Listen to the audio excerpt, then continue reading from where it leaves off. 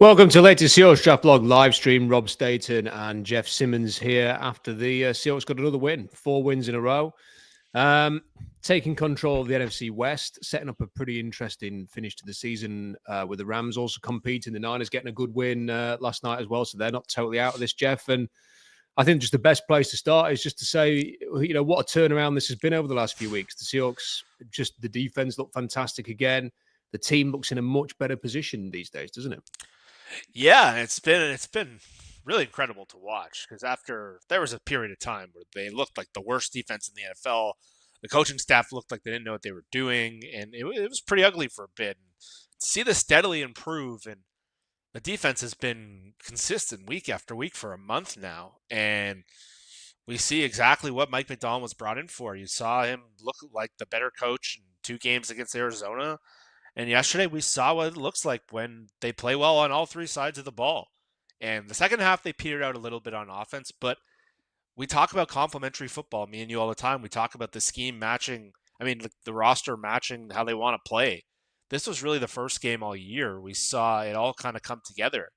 And I don't think most people would have thought they'd score 30 points based on how their offense was looking the last few weeks. And just really encouraging signs. We talk about like complementary football, the running game. And there are some things they did in the Jets game with the way they did gap schemes and Sautau Lomea coming in at right guard and what him and Lucas have done on the right side. This was the first game all year the offensive line looked functional. And you can even make a case they played pretty well.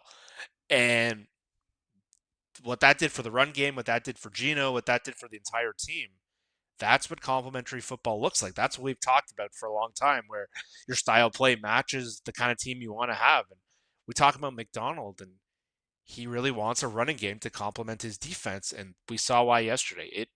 All the best teams in the league yesterday. You watched the Rams play yesterday. They were running the hell of the football. And it makes it a lot easier on the defense. When you can play defense the way the Seahawks have with Mike Macdonald, and then you can add a running game, this is a good team. I don't think they're an elite team, but this can be a good team, and that's a big difference from where they were trending a month ago.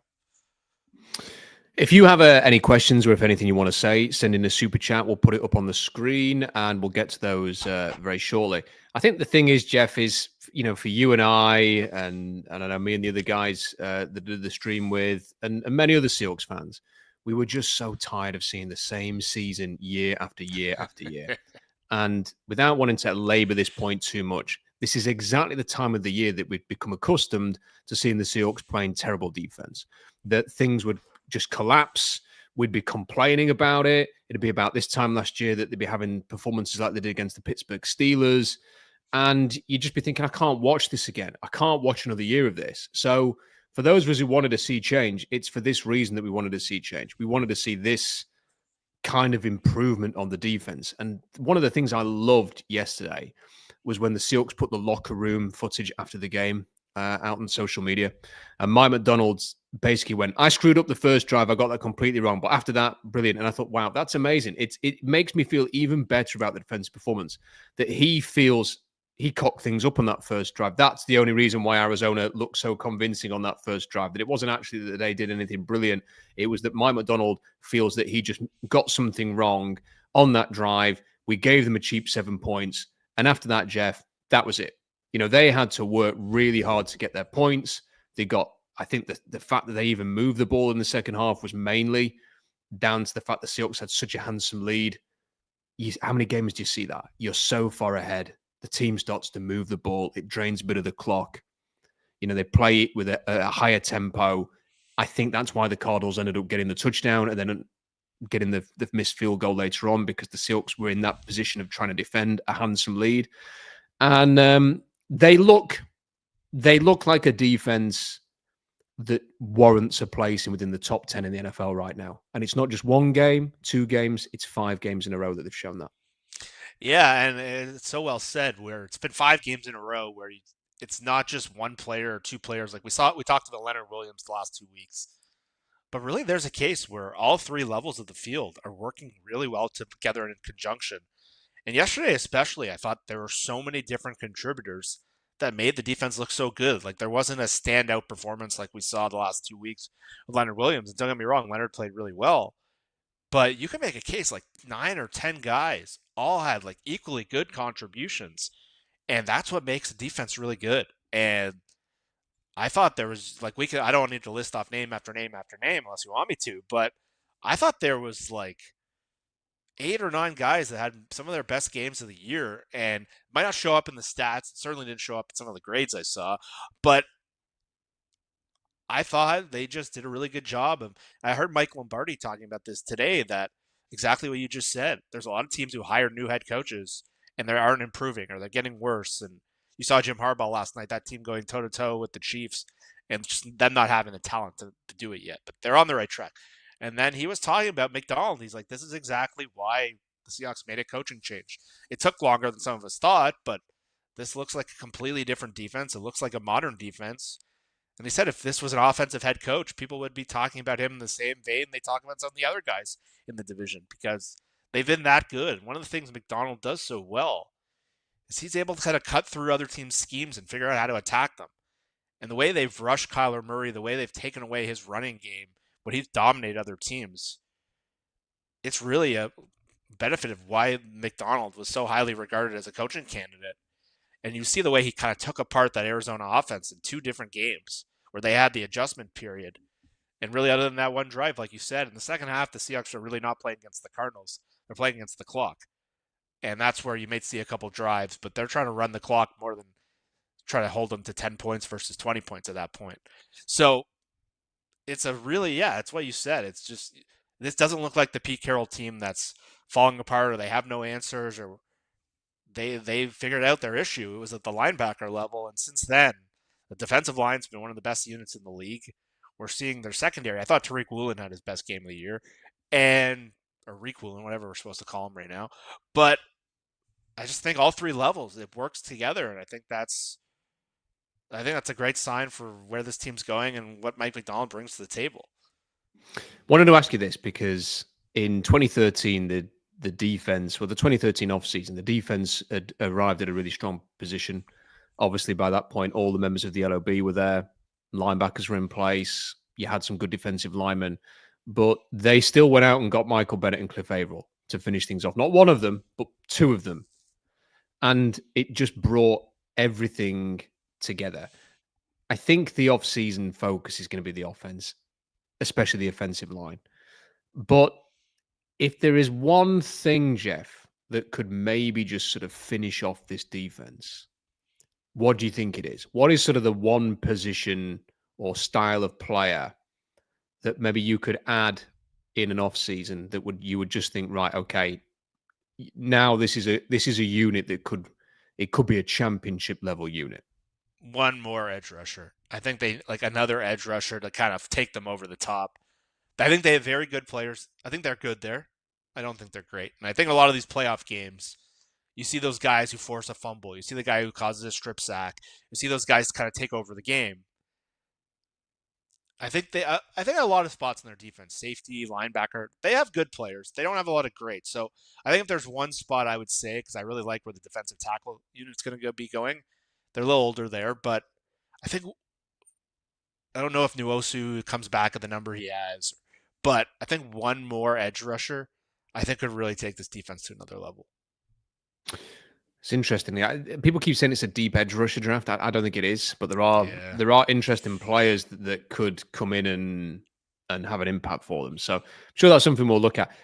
People are talking about PFF in the chat, and I don't want to delay this any further, Jeff, because you and I were speaking about this privately, and it's time to get into PFF. So for a long time now, I've had this mixed relationship with PFF. On the one hand, it's a very useful resource to be able to go on and check stats, stuff like pressures and big time throws and turnover worthy plays, stuff like that. It's all very interesting. But that's offset with the fact that I would often watch, especially when you're watching the college football games, Jeff, and you watch every single snap that a quarterback plays when you're sort of scouting them, and you think, wow, they've had a bad game. And then you'll go on to PFF and it'll say they had 1 turnover-worthy play, and you're thinking, I can think of 3 plays right off the top of my head that were turnover-worthy plays. So you start to think, well, who's collating the information, and is it trustworthy? And then you consider the grades. You look at how they are grading players, and the massive discrepancy between what your eyes tell you and then what the grades tell you. And it doesn't make any sense. So, for example, I was watching Ernest Jones yesterday having what I thought was another really good game. And all the way that all the time I'm watching the game, Jeff, I'm thinking, and I know PFF are going to give him a crap grade. I'm actually saying that in my head while I'm watching him make the interception or make a tackle. Or Tyrese Knight was like flying all over the field and making plays. I thought he was fantastic yesterday. I agree. And I'm thinking, but they're not going to get good grades. And I'm thinking that, and I'm thinking, why a PFF in my head when I'm watching this? This is one of the worst things about modern day football, is that rather than just sort of sit there and go, they're playing really well, I'm actually thinking they're playing really well, but I wonder what PFF are going to say. And then when I read the PFF grades, it makes me second guess what I'm watching, because in my head they've just played well. But then I'm thinking, but I've not perhaps studied the all 22 in the way that these people have. Maybe they're seeing something that I'm not. Maybe I'm wrong. I don't think I am. And then I do look at the PFF grades, and just, this is quickly on the linebackers here. So Tyrese Knight, he got a 73.3. I'm thinking, well, what more does he need to do to get like an 80 grade? Like, that doesn't make any sense. And then I look at Ernest Jones. He had the second lowest grade on the entire defense. He had a 51.8 grade, which is well below average. It's borderline crap performance. The guy had interception. They credited him with the pressure. They credited him with a team high 7 tackles. He had a couple of missed tackles according to PFF, but does that shoot your grade down all the way down to the 50s? It doesn't make any sense whatsoever. And I'm sorry, but it's getting to the point now, Jeff, where I don't know if somebody who is very, very well known within the NFL or the NFL media just needs to start let's just stop listening to this campaign, because this is it's bollocks. Yeah, this has been a point of contention for me for a while. And the guy I do the podcast with, Brian, he kind of pushes back on me on this a little bit.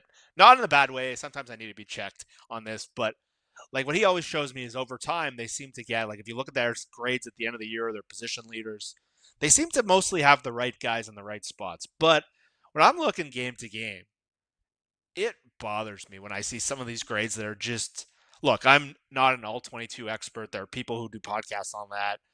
But with a lot of things with football, you can tell when you see it. Like, there's certain things you need to see the all 22 for, coverage assignments, things like that.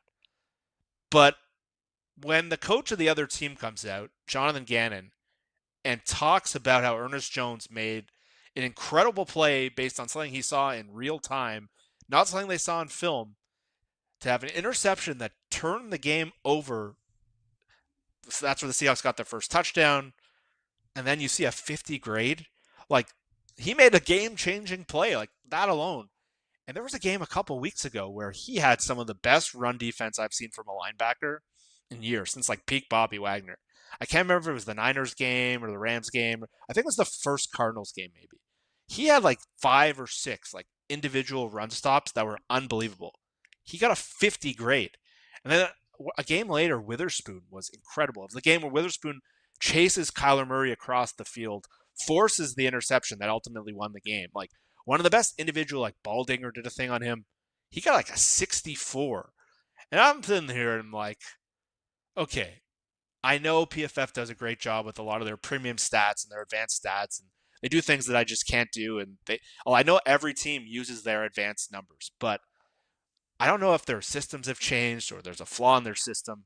But when I saw the grades yesterday, or today, I mean, it just pushed me over the top. And I look at the Seahawks, who played pretty much impeccable defense, and there's like 2 guys over 70.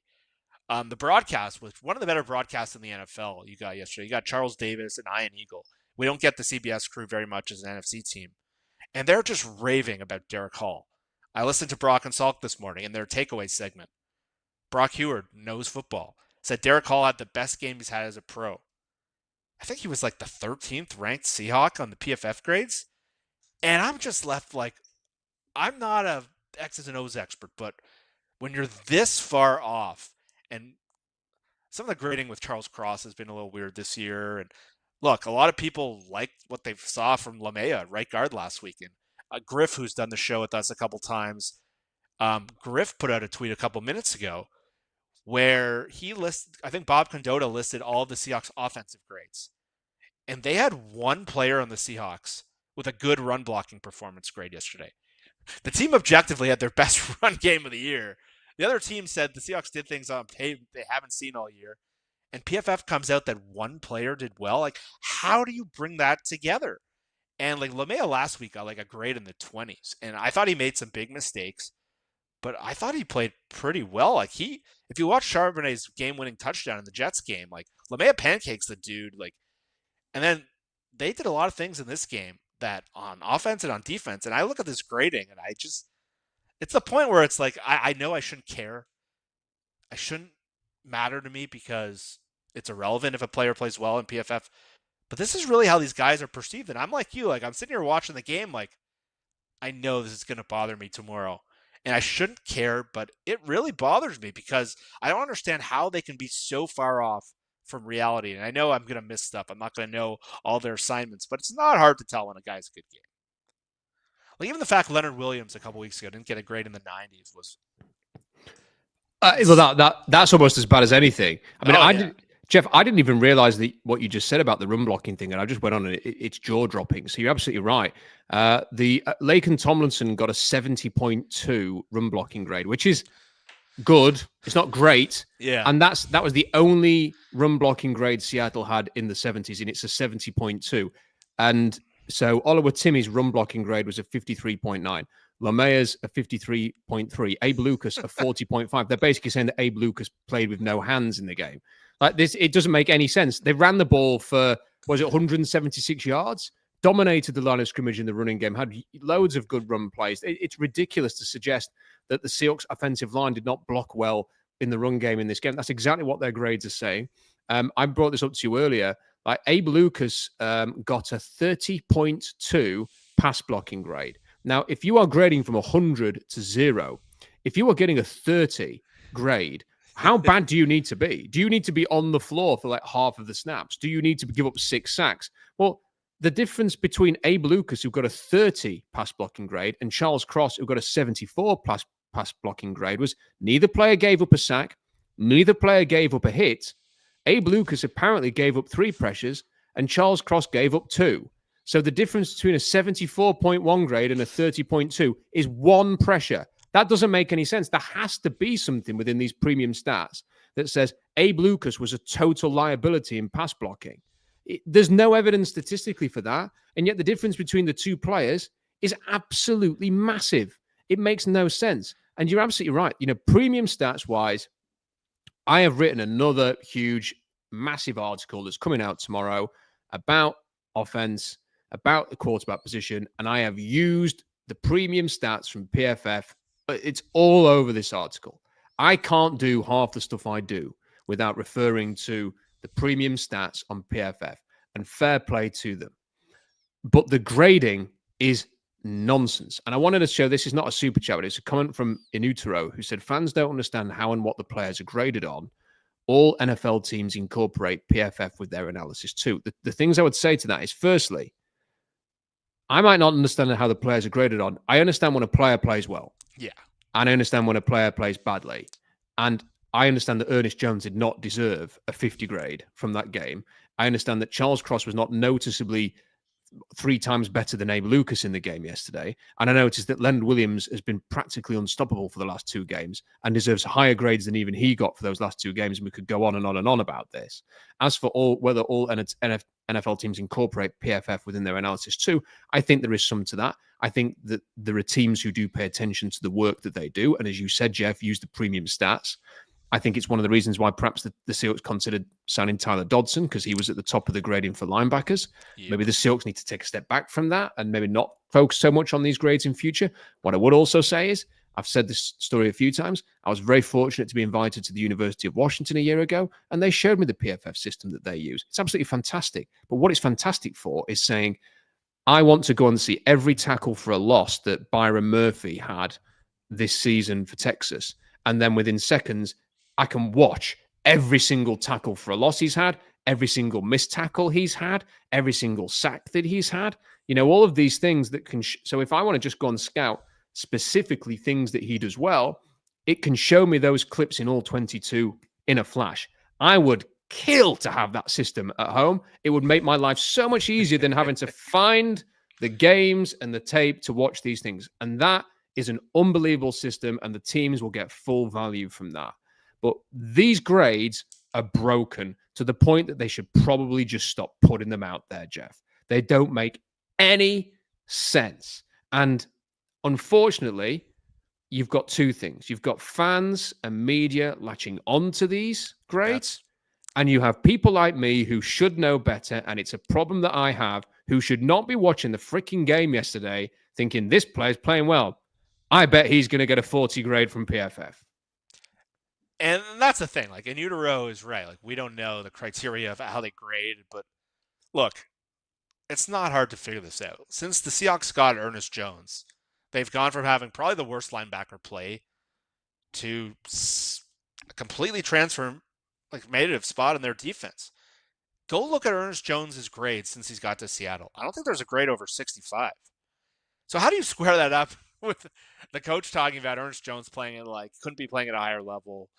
The other team's coach talking about how Ernest Jones swung the game yesterday, and then he can't get over a 60. And it's just that's my problem. My problem is right now. Do you want to hear do you want to hear his grades for every game? So he had a 61.2 against. I think that was with the Titans. So he played Buffalo twice in a row. So weekly grades for Seattle. Okay, 54.6 against the Bills, 83.4 against the Rams. So a very good grade there. A 49.7 against the Niners, 73.5 against the Cardinals the first time round, then a 57.5 against the Jets, and a 51.8 for an average of 61.9. So they're saying, based on their grades, he's barely an average player. I think below average. No, I think they're saying he's an average player. Borderline average, slightly below average, yeah. That's the problem. You can tell me the criteria all you want. That's just wrong. And I know they've had trouble grading linebacker and coverage responsibilities, but look, what Ernest Jones has been doing is being in position. He's playing great run defense. He's communicating well. Like, it's not hard to see. Like, there's some players it is hard to see their impact. Like Byron Murphy right now, I think he's playing really well. A lot of people will not because it's counting stats. You have to kind of dig around to see what he's doing. And I would understand if someone like a grading system or someone didn't have the right perspective, because he's not putting up sacks. He's playing a lot of nose tackle. He's doing things to set up other players. But someone like Ernest Jones or Witherspoon, to be that far off, like Witherspoon won the game essentially in that Arizona game and got a 63 grade. Like, it's just out of control. And like Derek Hall yesterday and Mafe, like they were so good at just being physical, the way they rushed him. And my problem is this is how guys are perceived. This impacts Pro Bowl votes. This impacts contracts. And maybe as a Seahawks fan, maybe I should want Ernest Jones' grade to be down so he gets less money as a free agent. But I don't want that. That's crazy. But everyone in the media, it's become like this has become the criteria, or this is the point of reference. I don't think that's right. I think we're making a mistake here. And like, I think Ernest Jones's play, like people in the media, the guys who really study, the guys that rely on, like the Nate Tices of the world, like they can't stop talking about this guy. And then Pro Football Focus. So I don't know. One thing I have noticed is that Pro Football Focus has had a lot of staff turnover in the last year or two. Like a lot of the guys who really set that site up, like there's Steve Palazzo and Sam Monson, like the guys who used to defend Pro Football Focus like crazy, they left. They went to the 33rd team. A lot of staff, their draft guy, Mike Renner, a lot of their guy, Austin Gale, who now works at the Ringer. Well, can I just, sorry to interrupt there, Jeff. Actually, I read an article, I can't remember the website it was on, that detailed all of the change. So those are the guys that are mainly on the media side of things. But the person who started PFF is no longer there. Yeah, like Neil Hornsby. Yeah. He's gone. He's from this side of the pond. Yep. And there were a number of people who were involved in sort of the process of doing what PFF should do, which is grade the players more than the podcasting and the draft stuff and stuff like that. And they have gone, and this one individual who has been sort of assigned to manage everything seems to have done quite a bad job. Yeah. And when I was reading this, I thought it makes sense now that maybe just the way things were done in the past, they're not being done the same now. And there's always been that kind of, like, I remember Earl Thomas used to get terrible grades. That was where I started, like, something doesn't add up here. They had him as like the 9th best safety in the league one year, where he was like clearly like. I think Aaron Rodgers had like a 5 touchdown game and got like a 70 grade, and it made no sense. So it's always been that way a bit, Jeff. But it's not. I think it's become such a big part of fandom and following the NFL that maybe we just have to kick the habit.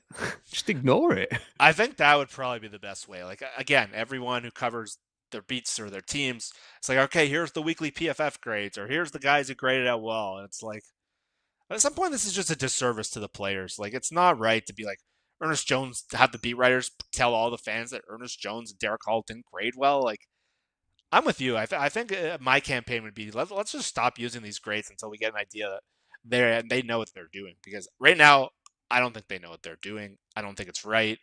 There's games where I think Geno plays well, he grades well. There's games I think Geno plays poorly, he grades well. So, look, I'm not an expert, but quarterback play specifically, like, that is the easy. Like, you don't need to be an expert to grade quarterback play. You can tell when someone plays well or doesn't. So, I'm with you. Like, my goal probably should just be to ignore these. I can't help myself. I'm like you. I get kind of stuck up in it, but to come out yesterday where one team dominated a game where they were road underdogs, biggest game of the year, it was essentially a playoff game for them. And you come out and say, like, 2 players played above 70, like, I'm just done with you at that point. It doesn't make any sense. Just a final point on PFF before we move on, because there's some other things we need to talk about. Hawks fan Mattman put this in, and we're going to get to the super chats in a sec as well. Does PFF count penalties against players in their grades? I did sort of wonder whether that had a massive impact in grading, because it could do, I guess. And so I'm specifically talking about this Charles Cross, Abe Lucas thing again. To focus on that, I wondered, well, I can remember Abe Lucas getting flagged. Maybe he got flagged more times than I realized. I was doing the radio broadcast at the time, so maybe I just missed how often he was being flagged. So Cross had 1 penalty and Lucas had 2. So that should not be. And like, if Lucas had given up 5 flags and Cross 1, you could go, okay, maybe that's why. But it's not even for penalties. So I think we would all be better served. I'd be better served not thinking about it during games. I'd be better served not probably going on the darn website 3 or 4 times a day waiting to see if the grades have been released. And probably, like, from not just in Seattle, but the individual beat reporters sort of doing the weekly, here are the PFF grades, Twitter posts. If we all just like got together and went, let's not do this anymore. Let's just use our own eyes to determine whether we think players played well, because I just get a feeling that would be better. Like, it's clear that Jones played well. It's clear that Leonard Williams has been elite. It's clear that Julian Love's playing very well. Kobe Bryant's playing very well. Derek Hall had a great game yesterday. We don't need a grade to validate that. Right, I want to talk about the offense in a moment, but let's quickly get through the super chats, Jeff, and see what we've got there. Preston says, been following for years. Rob, love your stuff. Thank you, Preston. Really appreciate that, and appreciate the super chat. Big Mike says, appreciate your efforts going solo on a live stream last night. It's about the fact you didn't feel well and worked on a broadcast yesterday. Big Mike, really appreciate that, man. Thank you very much. Hawks fan Mattman says, what have the Seahawks in-season player moves told you about what to expect from the front office in the off-season, if anything? That's a great question, Matt. Jeff, I think what it says to me is that they are sometimes better at making moves during the season than they are in the off-season, and I would love to see that change. Yeah, I've heard people make the case that, like, the players they've had in the offseason, they have a better understanding of what the coaching staff needs and wants, and I would get that if there wasn't a long pattern of this happening, where John Schneider's in-season moves have been excellent. Carlos Dunlap was an excellent trade. They got him for nothing in a year where they had no pass rushers. They've done a lot of those moves over the years where you see these great moves in season. They got Quandre Diggs for peanuts and Marshawn Lynch for peanuts. Ernest Jones. Like, these moves have been excellent. And then they go to the offseason. Me and you have more than anyone have talked about how bad their free agency has been. And so I don't want to make the assumption that all of a sudden this time they know the coaching staff. I need to see an offseason in free agency where they go ahead and do it because, again, all of their best moves they've really made as trades have been all in season. So this is not the first time, or else. And really, I think the Roy Robertson Harris trade has been really good too. Like, he's been a really good depth piece for them. That got Mike Morris and Miles Adams off the field, and it's allowed them to rotate their linemen a lot better. He's been really physical. But I don't think it says what people want to say, that all of a sudden they understand the coaching staff, because this has been their history for too long. And based on how bad last free agency was, basically everything whiffed to the point where they had to cut Laviska Shenault last week. I need to see a good free agency, especially where they're still going to need to figure out the offensive line issues. They saw what the value of a good offensive line was yesterday. So I'm hoping that they have learned something, but I don't think I can come to that conclusion yet because of just years of similar patterns. I wanted to put this in. It's an extension of the PFF thing. So Tom said, can you imagine what PFF would have given Russell Wilson when we beat Green Bay in the NFC Championship game? I've had a look and I found the grade. So they gave Russ a 51.6 for his performance against Green Bay in the NFC Championship game. A 51.6, which was almost exactly the same as Ernest Jones had against he had a 51.8 against the Cardinals. So almost identical. So if you want to know how good Ernest Jones was, he was as good as a 4 interception regulation performance by Russell Wilson that he salvaged at the end. So there you go. That would be one of the harder grades to give out. Like, the guy sucks for 59 minutes. As like the most incredible minute in overtime you could have. Like, what do you grade a guy? But 90. Yeah, there you go. But I think you said that well. So if Russ is the same as Ernest Jones yesterday, I don't know what to tell you. Yeah. David says, love the channel and always good work, guys. Sounds crazy with his injuries and style. Would you look at hitting the market with K9 and use the draft? I mean, David, this is an interesting topic that David raises. Thank you, David, for the question and for the super chat.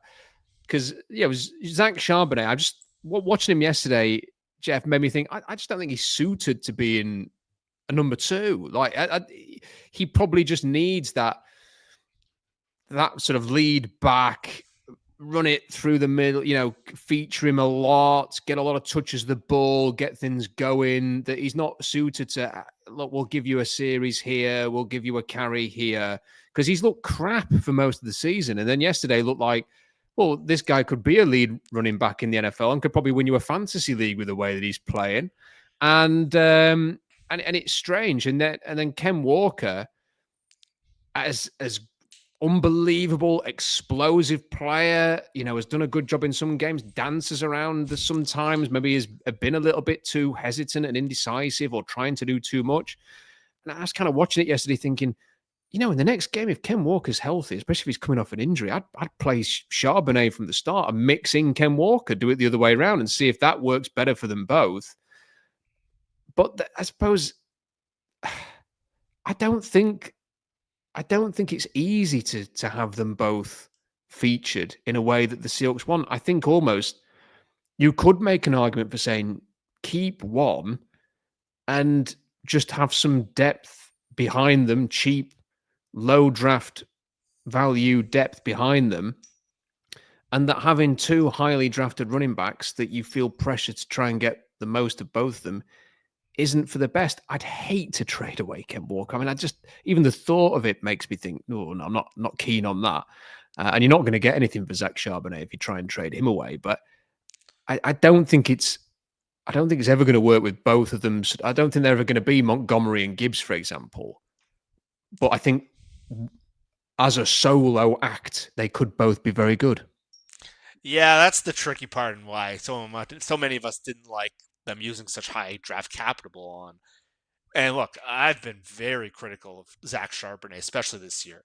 I thought before yesterday, he's mostly played awful. And every time he's come to the game, I basically sunk in my seat because he's just looked so bad. But again, we know running backs are really dependent on the protection in front of them. And it's why the position has become devalued. And I will say Charbonnet, He has played a little better when he gets more carries, so he's more of a volume back. Some players are like that. But I think the Seahawks have been a lot of zone blocking this year, and they switched to more man gap blocking in the last couple of weeks since LeMayo's come in. We saw some things start to work in the Jets game, and yesterday it worked again. I think Charbonnet, I will say, is way more suited for that. He is not a zone runner. He is not a one cut and go guy, the Shanahan system.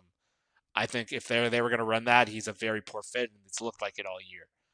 But the thing that's been hard for me to square is he's looked slow. He's looking decisive. There's just been so many carries where they're having a good drive. He comes in and it's 1 yard. And then all of a sudden yesterday, Walker's out. And I'm like, oh, this is the game. Like, I want Walker in. And Charbonnet comes out and has a better game than Walker's had all year. And like, I know a lot of people in like the fantasy community who do these like dynasty leagues were like devastated when the Seahawks drafted Charbonnet last year. Because they're like, this guy is being wasted. There's two backs. They're both pretty good. And they don't really work. You just have too much of something. Like, look, Kenny McIntosh looked pretty good yesterday as a backup running back. So I don't know if you need these two highly paid running backs like what Detroit does because their O-line's so good. They're perfect complements. But Seattle with a bad O-line all year, really, other than yesterday's game where they run block really well, they haven't really been able to take advantage of these backs. And that's been the problem with Walker really all year. He's done so much just to get back to the line of scrimmage that, like, imagine if he got good run blocking, what he would look like. And a lot of people think he's playing like as a top 4 back in the league this year based on what he's given. So it's a tough spot because, again, this is why running backs haven't been paid really. And like Saquon Barkley, you saw what he's done with an upgrade offensive line. But until the Seahawks can show they have a steady offensive line, I don't think there's a good case to pay any of these guys. And like you said, keep one of them, see who plays well, see who's cheaper. But if Zach Charbonnet looks like this with that kind of blocking and 20 carries a game, like, it's a hard case to make to pay Walker because he hasn't had a game like that really other than the second half against Denver. He had a really good game in Detroit, but it's been a struggle all year. He's just been scrambling around. I was actually very curious to see how he would look in this game because I thought I did see better blocking. But yeah, I don't think this is going to be like a Montgomery and Gibbs situation all of a sudden. I think they can use a little of each other better. But I think with a lot of running backs like Charbonnet, who are bigger and stronger, they do better with more volume. And as the change of pace guy, you don't really get to see. And in the second half yesterday, you saw it a little bit. Like, Arizona keyed up against the run, and those runs kind of went away until the last drive. And then I thought McIntosh was pretty good. And so, yeah, the Seahawks are going to be in a tricky spot where they have so many people they're going to have to make decisions on who to pay in the next couple of years. Everyone's like, they got to extend Walker after the season. I'm not in that camp. You still have another year of his rookie deal. Kind of see what you can do with the O-line and make that decision. I'm in no rush to pay this guy, especially a position where they don't make that much. So waiting a year isn't going to cost you much. And I'm not sure there's even a case to pay him at all. And that's not against Kenneth Walker. It's just the nature of the spot. We've had this message from John. It says, what I loved about the defense is how they were not going to give the Cardinals a touchdown in that last garbage time possession. If they play like that moving forward, dangerous. Completely agree. Love to see that at the end and to keep them. I was really pleased to see them. You know, it wasn't going to make much difference, but I was just delighted to see them keep them out at the end. And that's a great point there, John. Really appreciate the super chat. Matt says, know what's best? The team amped for their teammates. Watch the sideline on the AJ Barner catch when he ran over the defender. Haven't seen that vibe in years, and what you see from winning teams. Completely agree with that, Matt. That's another great point there. Thank you for the super chat. Those are two really good points. Peter sent one in saying, hey, Rob, don't forget you said this team could win up to 11 games this year in preseason. Now, Jeff, I don't know if you've seen this. This is in response really to someone in the comments who suggested that he claimed that I'd predicted the Seahawks are going to finish bottom of the NFC West. I didn't. I actually predicted they were going to win the NFC West to the point I've actually got money riding on this. Wow. I actually went back and looked last night to see how much I'd bet and was disappointed that I hadn't put more on because they're in a good position at the minute. But I thought they had a very good chance of winning the NFC West. I thought the Niners were due for a drop, which has happened. I've never been a big believer in the Cardinals, and I think the Rams, to be fair, the Rams have been better than I expected. I thought the Rams without Donald would regress, and they haven't really. They've carried on. You know, Verse and Fisk have done a good job, sort of coming in and helping that defensive line. So that's where we're at. But Jeff, the Seahawks are in a good position. They probably should be in a better position. I think now that they've won 4 games in a row, you do get to that point where you look at that Rams game and think, They pissed that down the toilet, didn't they, really? They should have won that game.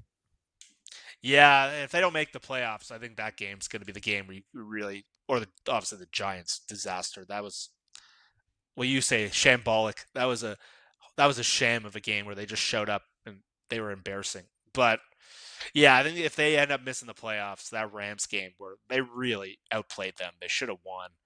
And it took an insane series of events for them to lose it, including 2 red zone picks, um, two attempts to get 1 yard that got stuffed. Tariq Woolen not catching the ball on an interception thrown right at him where he just had to take a step forward. And a million snaps over the head of their quarterback. So that took an insane where they were clearly the better team. That was their first breakout defensive game. And yeah, they got a tough schedule coming up this next 2 weeks. The NFC North has been incredible. They got to play them both back to back. Not Detroit, but they got to go Minnesota after Green Bay coming up, in Seattle at least. But not a lot of easy games. The Bears looked like crap yesterday, complete crap. They look like they're in Cabo already. They don't want. They know this coach isn't for real. But they play the Rams week 18 in LA, and that could decide the division. But this is a weird moment for Seahawks fans coming up Thursday. Do we have to cheer for the Niners? Oh, we do, I'm afraid, Jeff. Yeah, I think It's like so. I had a buddy text me today. It's like, can I just get on record who you're cheering for on Thursday? A It's like, tie. yeah, damn, that would have been a good answer. A tie, yeah. And I was just like, I can't text. I'm cheering for the Niners, but yeah, the Rams had a shocking win thanks to some help from the refs against the Bills yesterday. But to be fair, they missed the false start, but they did play outstanding offense against the tired Bills defense in that snow game going across the country. Josh Allen scored 40 points in 20 minutes. They had only 20 minutes of possession. So the Rams defense is still nothing special. I think the play of the defensive line has been really mostly the 2 rookies. I haven't heard much from Kobe Turner relative to last year. Byron Young has had a step back. But the guy you really liked in the draft, Braden Fisk, has been really, really good as a rookie. And Jared Verse guy, we all kind of liked in the draft. I was looking at our NFC West draft last night after the other day. And in hindsight, so there's some horrible picks. Like Jared Verse went I think he'd go top 3 now. And he went 19th or something. And I was looking at some of the horrible picks I made. There were some big mistakes. But yeah, they're Think all my team were on injured reserve because it was pretty much the entire Niners. I know. And it was just like some of the guys. Griff took Marvin Harrison Jr. second overall, and I was like, I don't even know if he'd be ahead of JSN right now. And so it's been crazy just how the transformation. The Rams played their best game of the year on offense by far yesterday, but a week before they were shut out at half by the Saints in the first half, and that's a team that barely beat Drew Lock yesterday.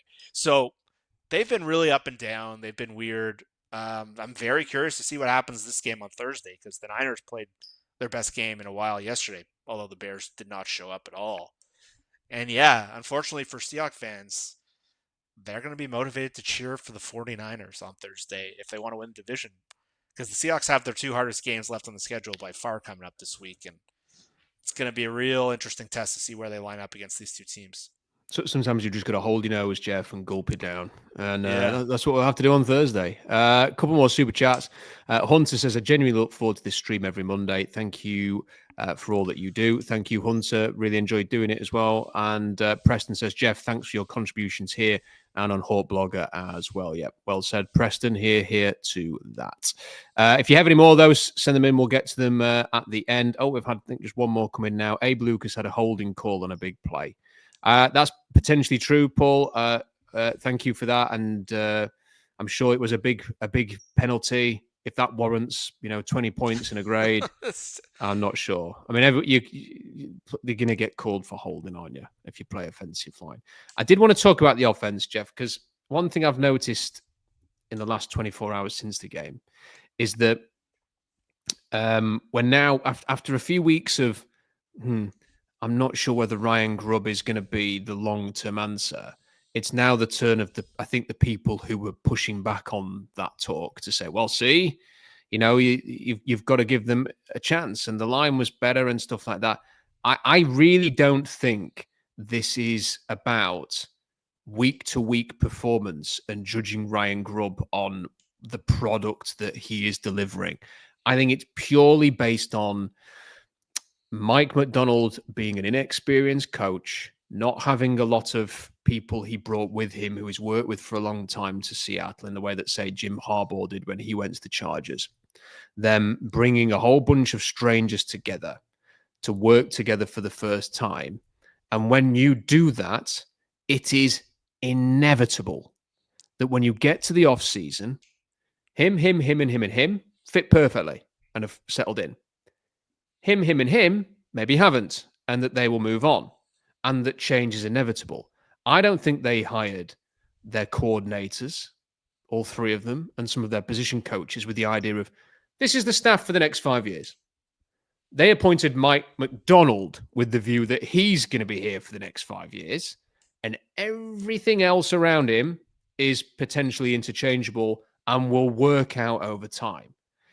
And the point I've been making, and I think you've been making, and other people have been making about Ryan Grubb, is just a curiosity as to whether or not he is going to be somebody who is here for the long term. Are their visions aligned? Philosophies aligned? When things are not perfect, far from it with the offensive line, do they want somebody who will still be able to produce some elements of identity and vision that Mike McDonald wants instead of what Ryan Grubb has done, which is to be a lot in shotgun, throw it a lot more than run it, not have any solutions in short yardage situations until week 14. You know, Yep. that somebody who maybe just is a little bit different. And I think there's been enough evidence to sort of ponder this and wonder this based on what Mike McDonald has been saying in his press conferences. So when he's kind of asked about it, he's always kind of a little bit tight-lipped when talking about Ryan Grubb and the offense. Today he was asked about Adam Durden, and he went, well, you know, we love Adam Durden. He's unbelievable. We don't want to lose him, so I'm just going to say he's awful at his job. Ha ha. Right? He never does anything like that with Ryan Grubb.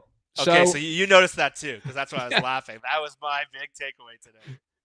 So I think this is the thing. I think people are viewing this as it just needs time. I can't believe you're talking about firing him and stuff like that. It's not about that. It's just about this is a new staff coming together, and some guys are probably going to move on and they're going to go in different directions. And Mike McDonald is going to have a bit more knowledge and understanding as to who he wants to be his staff for the long haul at the end of this season. And I think that was a really positive performance yesterday, Jeff. Clearly, Ryan Grubb and Scott Huff and Jake Peets and anybody else on that offensive staff did a far better job yesterday than they have in recent weeks. It didn't do anything to change my opinion on what might happen in the offseason, though, I've got to say. Yeah, I'm with you on that. Like, we were talking about it on our show yesterday, and I was very critical of Ryan Grubb after that Jets game, mostly because of that one sequence at the goal line of the 8 plays and how bad they were at their play calls. And but really yesterday was the first time they didn't have any short yardage embarrassments. They got down to the 1 yard line the first drive, couldn't score again. But I think Geno missed a wide open receiver in the end zone with Pharaoh Brown. But I'll be real. Like, I with you. Like, I thought Ryan Grubb had the best game he's had in months, weeks. I don't know what the number is, but my issue, and I think a lot of people focus on this because I was critical of Grubb the week before. I'm not here trying to argue whether Ryan Grubb's a good or bad offensive coordinator. I think me and you have been ahead of this. It's now become kind of a talking point in a lot of circles. But there were some comments from McDonald early in the year, and I think what you said before was just dead on. And I heard someone say this the other day. I can't remember who I listened to too much crap. But someone was saying the first staff a new head coach makes is usually their worst staff. And they usually kind of build off that. Not every case that's true. Dan Quinn's first staff was incredible, like not just in Washington, in Atlanta, and then they lost Kyle Shanahan, and poof, they're done. But a lot of the young coaches, they especially McDonald, he came in late. He was the last coach. He was the last coach other than Dan Quinn hired, one of the last coaches hired. And the drawback on him that me and you were saying during the coaching search when it looked like it could go a million ways was he didn't have necessarily the network of coaches that Jim Harbaugh would have. And the fact that Harbaugh was getting hired took away a lot of his possible options that he might have had. So we wondered, like, hey, who's the guy he's going to have on his staff? And it was curious to see. And they built a lot of interesting names. But all year, there's been questions. And the whole conversation to me is not about whether Ryan Grubb's good or not. It's about whether Mike McDonald and him feel. And I don't know if you heard his press conference on Thursday, but Ryan Grubb was pretty open about how the challenge is working with the defensive coach for the first time. He's working with Kalen DeBoer the last several years. And he said, like, with an offensive coach, you get to run a lot more plays and OTAs, and defensive coaches are looking. And he talked about Leslie Frazier too, who's kind of the number 2 man in charge of the building. And he talked about how him and Mike haven't worked together and how he's learned. He had not only had to adjust the NFL, and then you heard the comments today where he's like kind of joking, like, I don't want to lose this guy Dirty, who's like the opposite of his personality. Like, he kind of needs a guy like Dirty to kind of have the EQ in the room, build up the guys. It's a very big asset for him. And when he's been asked about Grubb, he has certainly not talked that way. So for me, it's not about whether Grubb is good or bad or whatnot. That's what I was saying yesterday. Like, there's moments he's been good. And I'm sure if Grubb was in the room with us, he'd be like, look, my offensive line all year has been shit. Like, what kind of offense do you want me to run when we can't block? So it's like, I get you guys say I don't know the NFL and I don't know what I'm doing. I've had some other criticisms of him, but I get that. And that's not the question. And this is what you said before. It's whether, from a philosophical standpoint, whether McDonald views Grubb as the guy he wants to move forward with. I think it's just more about that than whether he's good or not. Look, if they come out and light the world on fire at the end of the year, I doubt they're changing coaches. Scott Huff got a game ball yesterday. It was warranted. The offensive line had their best game of the year. Cool moment. But at the end of the day, like, the Seahawks beat New Orleans in the playoffs. Pete Carroll's rookie year. They have one of the coolest moments you can ever have.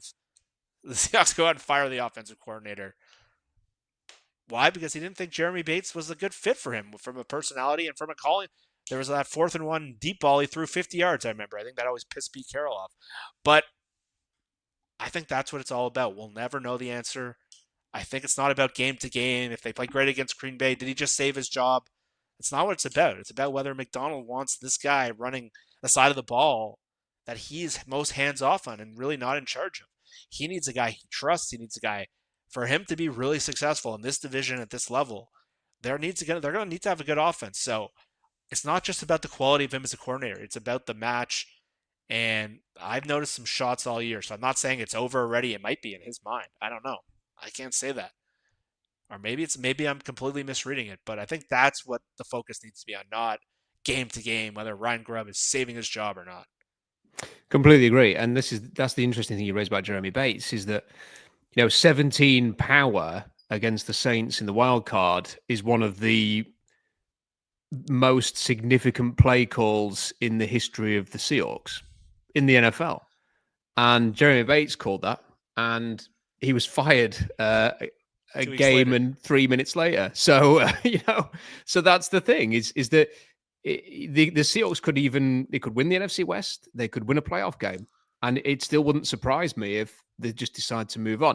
And I think this is because everything you've said and that I've said before is just how I feel about it. And you and I may be wrong. And Mike McDonald may just think this is great. This is fine. He's just maybe just spoken in a different way for whatever reason around Ryan Grubb. I've just got this sense, and we'll see whether we're right or not, whether this is just not quite meshed as they would have hoped. But Tommy says in the thing, and this is important, it would still be better if we didn't have to find a new offensive coordinator, but if we do, just figure it out before we get the next quarterback.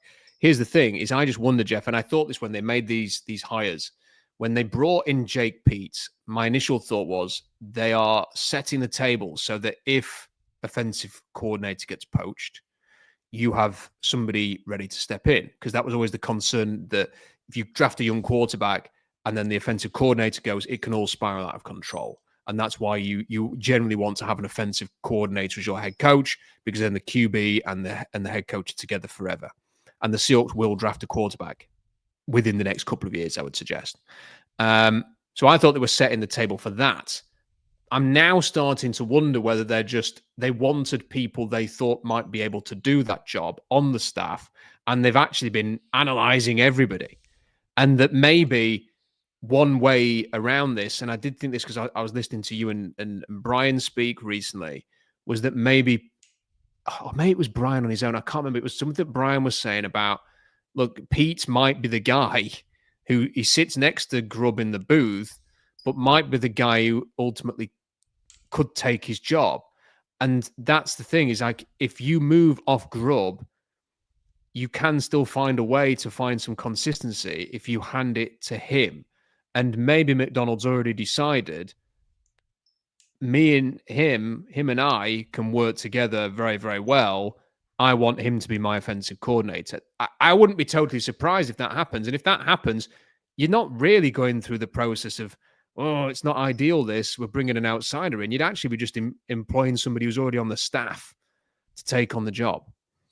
Yeah, and it's not the first kind of time that's happened. There's a lot of teams that have worked like that. Like a lot of teams have succession plans in place. The Chiefs have done that really, really well. And like the Bengals this year, they lost Callahan as their coach. They had their quarterback coach for years who's been sitting beside them. They bump him up. So that's a great point. It's a good way to maintain continuity. It's a good way. He might be thinking like, this is my guy. Like, what are we wasting time here for? And I know what he's like. I'm in all my meetings with him. He's not going to be a big change for the quarterback. He knows what I'm looking for. There's no adjustment period. Let's go. And so I know a lot of the people around the Seahawks really like Jake Peetz. I know the Rams did not want to lose him. I know they were pissed about losing him. They were surprised he left their staff. He got OC interviews last year. I think Tampa Bay was one of them. I think Peter King had him on his list of like the next OC, if I remember that correctly. So, yeah, that would be a way. And there, if you're worried about like, okay, we got to get this guy in place before they draft the next quarterback, they have some good coaches on that staff. Charles London's a highly regarded quarterback coach. So they can keep a lot of the same staff together. And I don't know whether the ideal offense for for McDonald is more of an Arthur Smith or it's more of a McVay.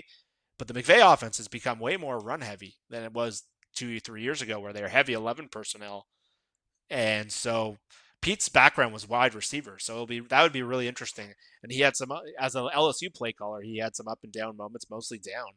And maybe he's learned from that. Like, look, Joe Brady a couple years ago was a joke in Carolina, and now we're talking about head coaching interviews with Buffalo, and they're going to have the MVP of the league. So things change fast as a play caller. Matt Nagy was a joke as a head coach. They love him as an offensive coordinator. So, yeah, that's one way of – I don't think McDonald wants to go out there in the bleak market and try to do this again. But this is going to be a year where there's going to be a lot of interesting OC candidates as well, with the amount of firings that are going to happen, like Mike Kafka, who they tried to hire last year. I don't know if that was more of a Schneider guy also, because he interviewed him as a head coach, and backgrounds with Andy Reid, one of Schneider's buddies.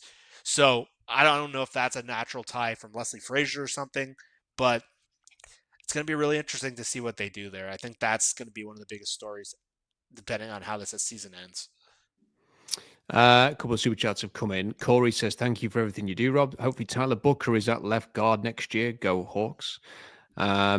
Yeah, I mean, the funny thing is, Jeff, is I was actually looking at Tankathon last night. It's changed again today. The Seahawks were ahead of Houston last night. Now they're back ahead of Houston. Oh, so, no. but I think if you are, I would suggest if you are hoping for Tyler Booker in Seattle, you need to decide whether you want a deep playoff run or whether you want Tyler Booker. Because if the Seahawks pick after Houston, I mean, the Texans are going to draft an offensive line. They are going to their offensive line has destroyed CJ Stroud's second season, and left guard in particular feels like an area that, you know, and they've taken a left guard in the first round. I mean, it was a complete bust, but they've taken a left guard in the first round before. They're willing to do it. I could see Tyler Booker in Houston easily. And if you want him, you probably need to be picking ahead of the Texans, or you might have to trade up. And I don't see John overpaid Schneider trading up for a guard. So, yeah, that's where I would say with that. But I think Booker would be an exceptional plug and play. And if they are going for more of that McVay offense, he's gone for big offensive linemen. Tyler Booker is as of today, a Rams style offensive lineman. So I think it'd be good. I tell you what, though, Jeff, there's some good interior offensive linemen in this draft, man. Like it might not be a good draft, but I think any draft that has good interior offensive linemen is a good draft to an extent. Because I mean, I've messaged you. This Gray Zabel guy at North Dakota State just has me excited. Like I really like him. Like I watched him as like, get this guy in Seattle now. Like he's got that look about him that you just see it every now and again. You think this guy's going to make it. Yeah, and you see it with so many players. You could see it with many of the better offensive linemen that are in the league now. You can just see it straight off the bat. I've seen it with him in a way that I haven't with Will Campbell, who everyone thinks is a top 10 pick, and Cameron Williams, who gets beat every week for Texas. He looks like Jermaine Ifedi's worst younger brother. Like there's no thanks. But then you have players like Booker, and you have players like Josh Connolly at Oregon. Just people can't. There's not many players who can do what Josh Connolly can do. He's an exciting player. so fun to watch. So there are good players in the interior or playing tackle who you could move inside to play in this. And I think that's a really good thing. So I think the Seahawks will have some solutions for them in this draft. That having said all of that, I've got an article coming up on tomorrow that is going to talk about the Seahawks potentially drafting a quarterback again. And I do think that is on the table this year, maybe more than I thought it was this time last week. I'll not get into that now because we're an hour in, Jeff. We'll go. That'll send us down a rabbit hole. But it's I mean, it could happen. It could happen. Dr. Clock 68 says, "Love seeing the D-line drawing holds. Makes you feel like it's the only way to block some of these guys. Hall has improved a lot from last year. I mean, he has. He really has, Jeff. He's gone from, oh my God, this guy might be a bust to he's forging a role. And I don't think he's going to ever be TJ Watt, but he's doing a job. He's doing a job, and that's good. And if they could get that extra offensive lineman, extra pass rusher that you were talking about, that one player who could just maybe be a bit of an X factor for them off the edge. Yeah. That, I mean, like this has got the potential of this defense is scary. Yeah, Derek Hall, I was pretty close to a 0 last year in terms of his contributions. And it was hard not to be like, oh crap. I looked at like our NFC West draft again. He was one of the last picks. He was in the 70s, and he hasn't been a great player. He's been a good player this year, but he's a physical. He's tough. He looked really good yesterday. Just his presence on the line, the physical play he plays with. As the Seahawks are getting tougher on defense, he's made a big difference. He's just a big dude. Like when people see him in person, they're blown away at some of his traits. And I think that's why Seattle had him graded as a first-round player. And he's played kind of like a first-round player this year. Again, not a top of the 10 pick, but that's what like a first-round pick kind of looks like. And he's been really solid. His sack numbers have not been the same as they were at the beginning of the year, but he just looks like a dude. And that means a lot. The fact that Seahawks got 2 pretty good rushers in the second round, in a spot where historically, if you study the draft, you don't see edge rushers in the second round do very well. It's like quarterbacks in the second round. It's usually either they go in the first round or you find them by fluke in the 4th or 5th round. But almost all the good pass rushers in the league were high picks, first round picks. There's a few rare Max Crosbys who had some other issues, but it's a pretty rare spot that Hall is on. And I think the defensive line in general, like I think Reed played really well yesterday. I think Hankins played well yesterday.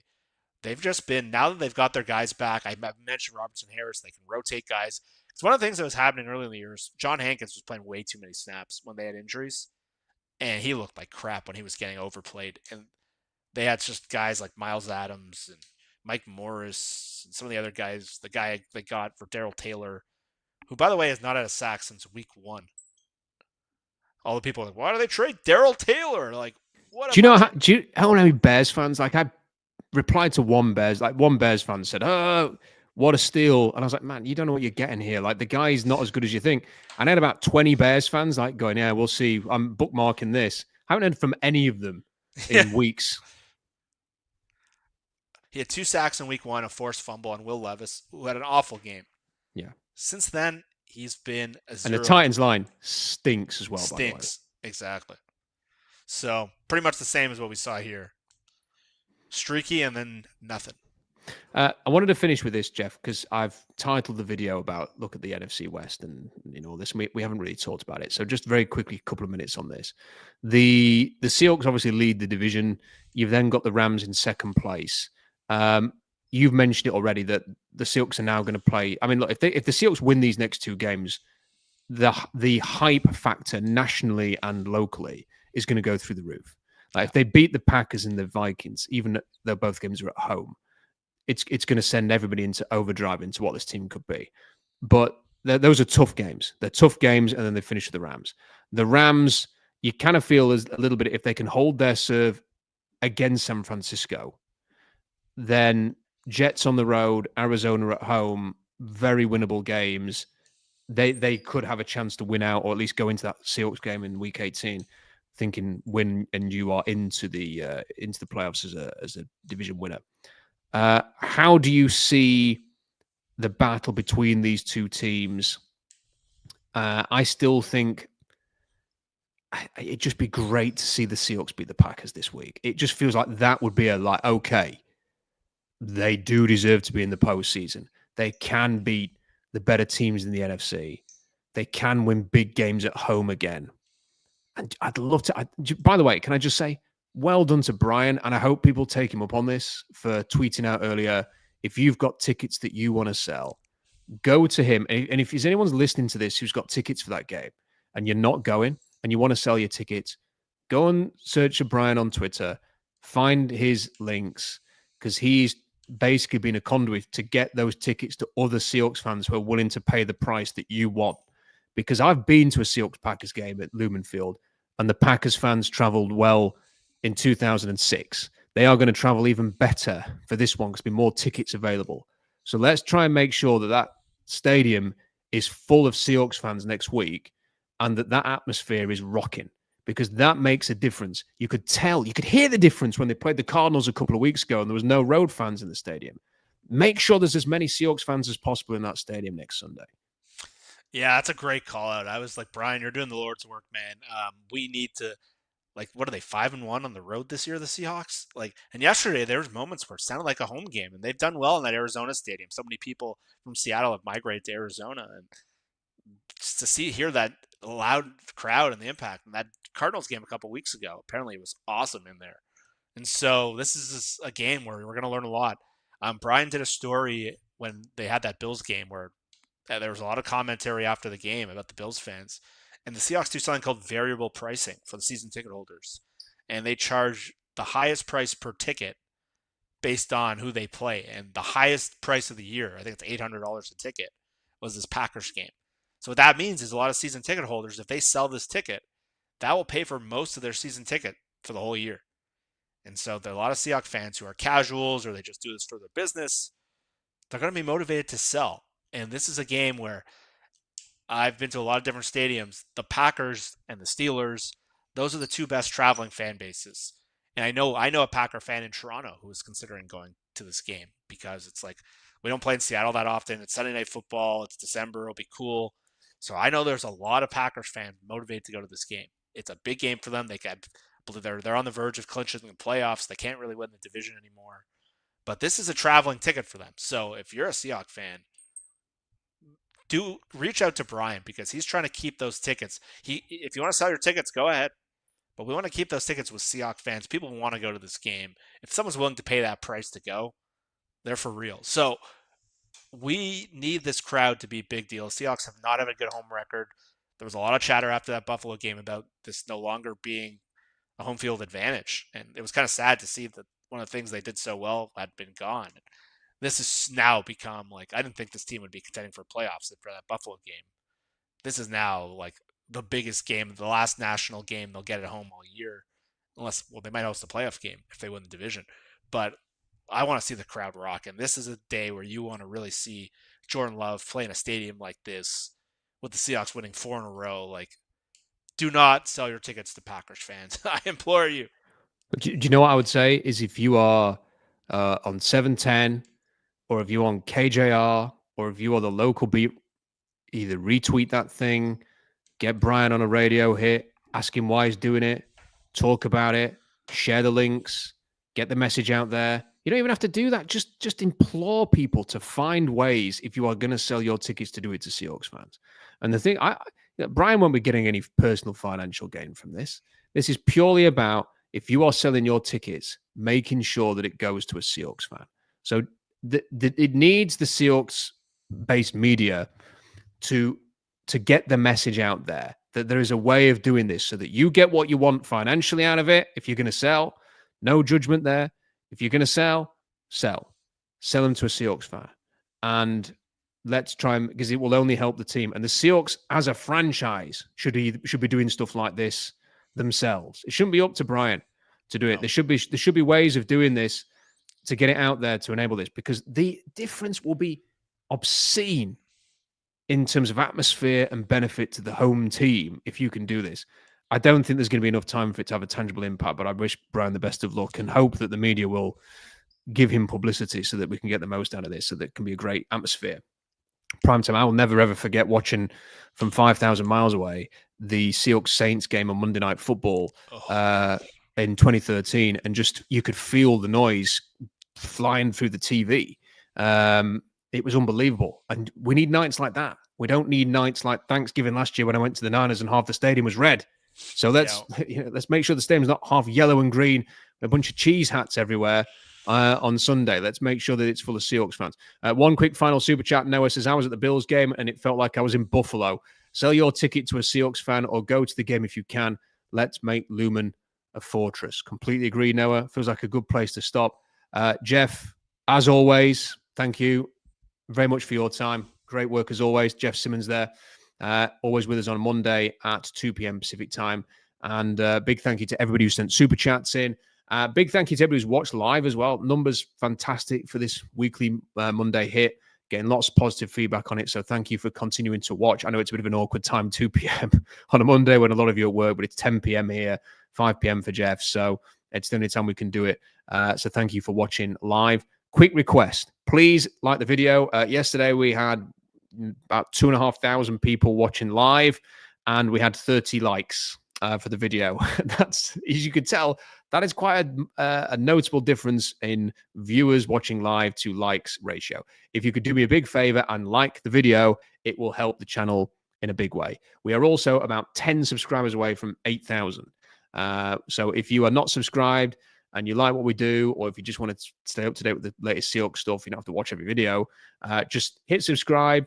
Would be amazing to get over 8,000 today, and it'd be even better to get up towards 10,000 before the end of the season if we can. I don't think that's very realistic, but hey, why not aim high and see what happens? If you could also leave a comment in the comment section, even if it's just to say go Hawks, or sell your tickets to a Seahawks fan rather than a Packers fan, that would also be great as well. SeahawksDraftBlog.com for more analysis, that big article talking about the offense and the draft, a bit of an offensive line bit in there, some quarterback talk as well. That will be on the blog tomorrow. Don't forget my weekly hit with Puck Sports, 10:30 Pacific time. Wednesday, we'll be getting into all sorts of Seahawks topics there as well. And our live stream after the Packers game, immediately after that on Sunday as well. Enjoy the rest of your week. Great to have another week where the Seahawks have got a win, 4 in a row, leading the NFC West. Thank you to everybody who's been watching live. Until next time, bye for now.